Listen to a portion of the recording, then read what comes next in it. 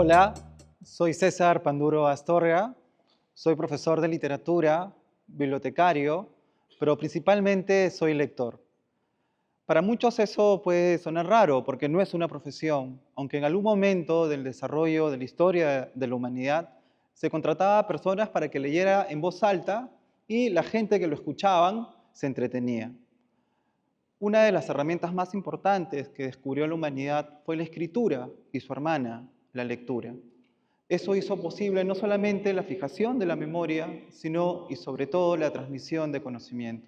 Pero yo no les voy a hablar de la historia de la escritura ni de la lectura. Les voy a hablar cómo me hice lector. Mi madre, una mujer inteligente que lastimosamente no llegó a la universidad, nos llevaba libros a casa. El objetivo no era tanto que nosotros fuéramos lectores, sino que no saliéramos a la calle porque al vivir en una zona peligrosa, eso era exponerse a peligros. Pero ella nos daba un premio y el premio era que una vez que terminábamos de leer, podíamos ver televisión.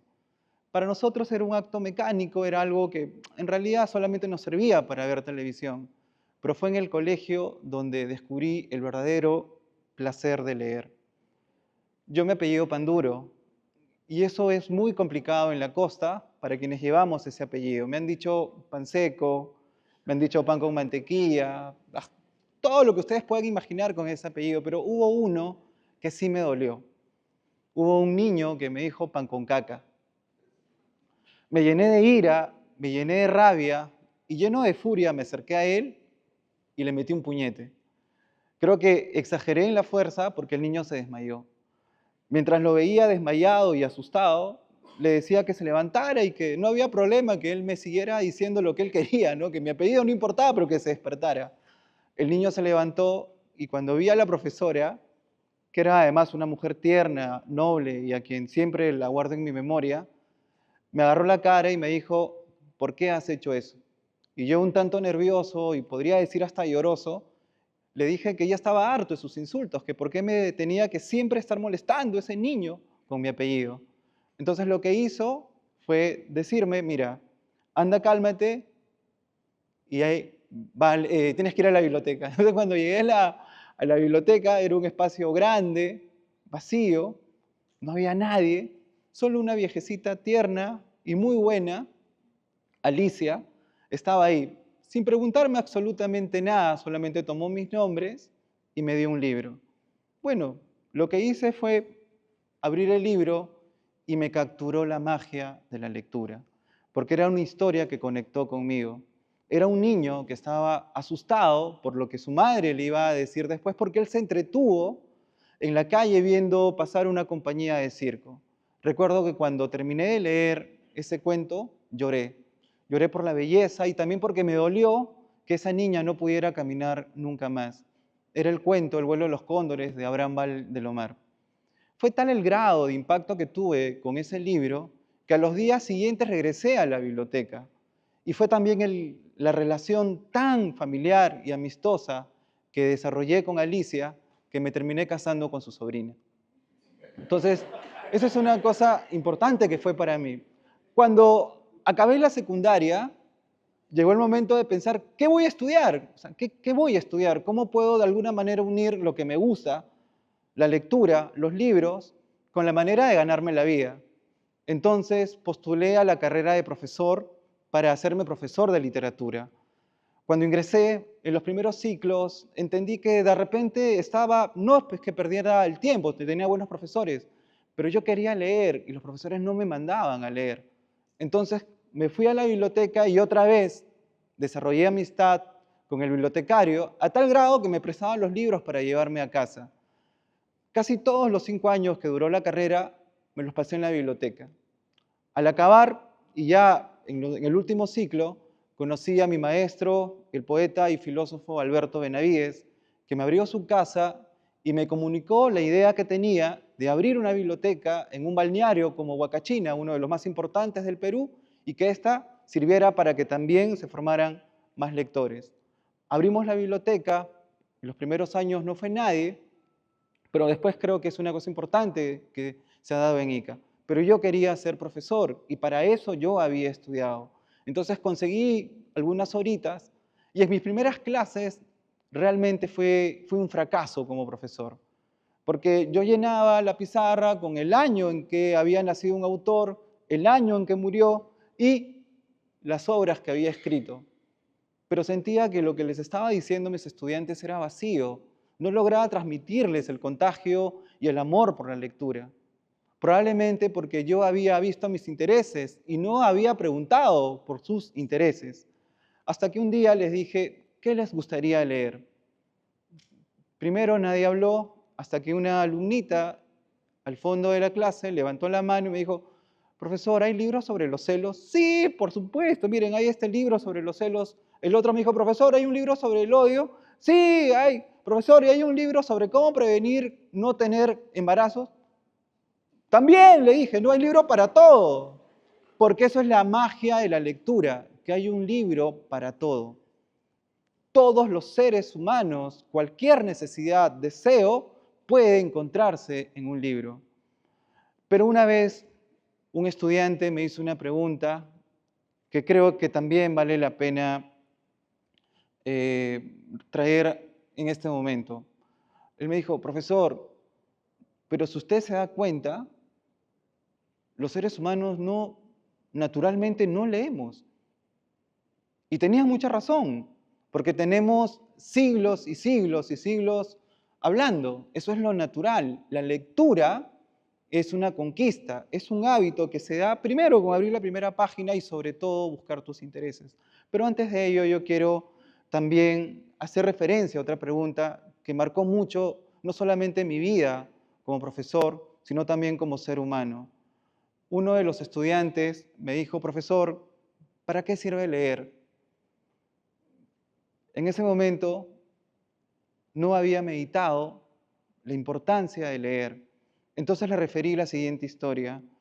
Yo soy profesor de colegio y a veces he desarrollado amistad con mis estudiantes, pero hubo uno que no solamente me permitió a mí desarrollarme como profesor, sino además también ver la importancia de los libros y la lectura en la vida de alguien que no conoces. Yo estaba en el recreo, junto a otros profesores, estaba comiendo. El chico se acercó, me dijo, profesor, ¿puedo hablar con usted? Le dije que sí. Dejé mi comida, me paré, caminé con él, me dijo, profesor, me quiero matar. Yo en ese momento realmente me conmocioné, no le dije nada. Y como un acto mecánico, fui, tenía mi mochila, saqué un libro, era un libro de frases del Quijote para reír y se lo entregué. O sea, ni siquiera le dije, ¿por qué te vas a matar? Piensa en la vida. No, no, no, simplemente como un acto mecánico, saqué el libro, se lo entregué y nos fuimos juntos hacia el salón. Cuando llegamos a clase, él se sentó, yo me paré, comencé a escribir en la pizarra, pero era una clase en la que yo estaba aturdido y creo que los estudiantes sintieron eso. Durante toda esa semana, porque yo solo iba un día a clases, durante toda esa semana no podía dejar de pensar en él.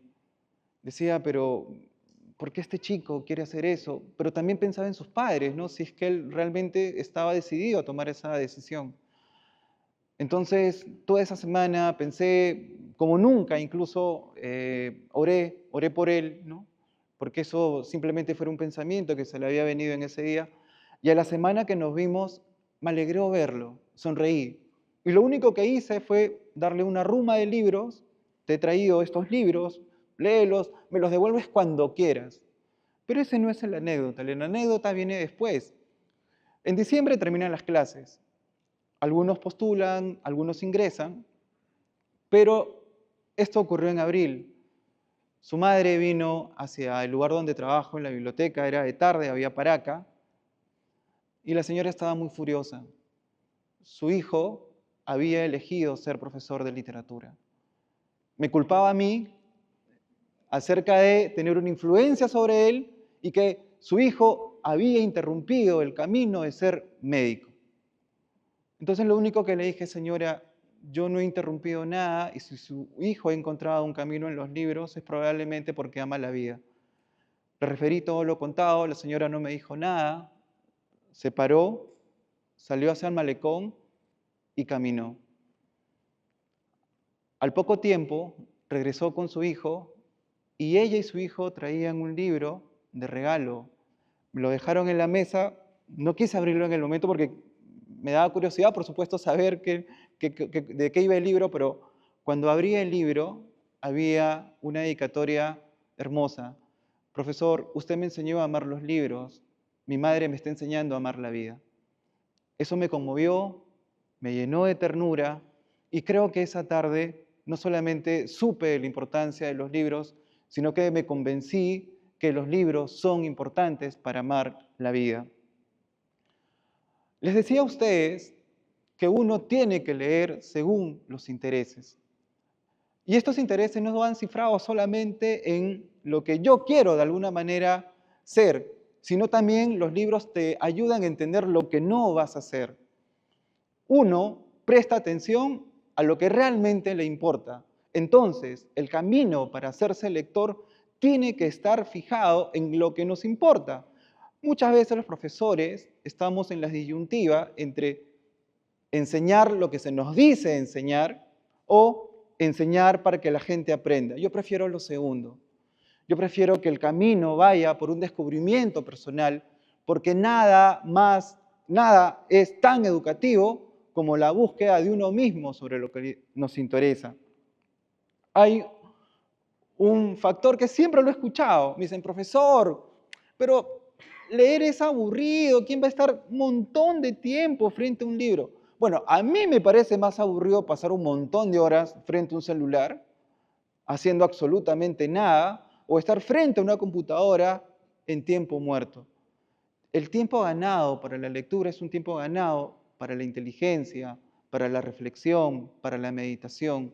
Necesitamos no solamente niños, porque se piensa que solo los niños hay que enseñarles a leer. No, la lectura puede ser de alguna manera adquirida a cualquier edad.